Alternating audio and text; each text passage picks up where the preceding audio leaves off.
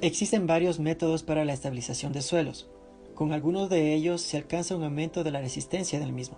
Por lo general, los suelos que inducen inestabilidad geotécnica, como los suelos finos saturados o parcialmente saturados, han sido difíciles de tratar y estabilizar. En esta exposición se analiza y se presenta un proceso de aplicación en el campo, conocido como estabilización eléctrica por electroósmosis, empleado en algunos países en la estabilización de suelos finos. El desarrollo de la electroósmosis empezó con unas investigaciones desde el siglo XIX, con las realizadas por Friedrich Reusch en 1807. En el proceso de la electroósmosis se induce una corriente eléctrica a un suelo, por lo general fino y húmedo, por medio de unos electrodos identificados como ánodo y cátodo. Al aplicar una corriente eléctrica en el suelo, se genera una migración de iones y un flujo de agua en el sistema, desde el ánodo hacia el cátodo. Como resultado del proceso, la presión de poros se reduce, aumenta la resistencia y el suelo se consolida. En este proceso se aplica un potencial eléctrico a un suelo con algún contenido de agua, produciendo un flujo donde los cationes, partículas positivas, son atraídas hacia el cátodo y los aniones, partículas negativas, hacia el ánodo. Con una migración de cationes y aniones fluye el agua. Al existir en el medio más cationes que aniones, se presenta un flujo neto de agua hacia el cátodo. Este flujo es llamado electroosmótico y su magnitud depende de Ke, el coeficiente de conductividad electroosmótica, y del gradiente de voltaje P.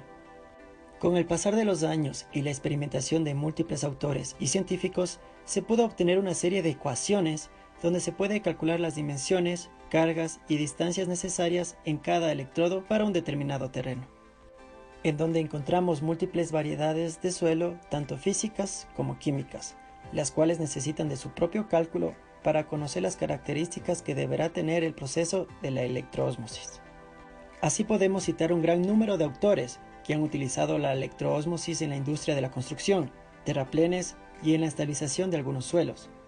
Casagrande, sin embargo, adelantó un gran número de investigaciones desde el año 1935 con la experimentación de estabilización de suelo de una línea de ferrocarril. Para ello implementó una potencia de 1.2 a 1.7 kW por cátodo, con una tensión de 90 voltios. Los ánodos y cátodos, tubos de 10 centímetros de diámetro y 7 metros de longitud, dispuestos a intervalos de 9 metros. Observó que el contenido de humedad disminuyó entre un 60 a 70% y el ángulo de fricción interna aumentó, con el consecuente endurecimiento de la masa del suelo después de tratamiento con electroósmosis. Así, por medio de estos cálculos y tipo de suelo, podemos proceder a la obtención de las características que debe llevar nuestro implemento a la estabilización eléctrica.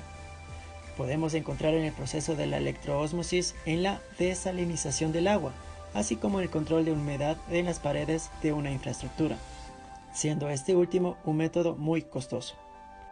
Ahora, del texto a la realidad, planteamos la problemática a solucionarse que orienta la implementación de un sistema de electroósmosis en lugares donde la maquinaria pesada y la utilización de equipos como compactadores de tipo vibratorio, de tambor liso y de entre otros empleados en materiales cohesivos no son versátiles ni eficientes por el déficit acceso a las zonas de intervención.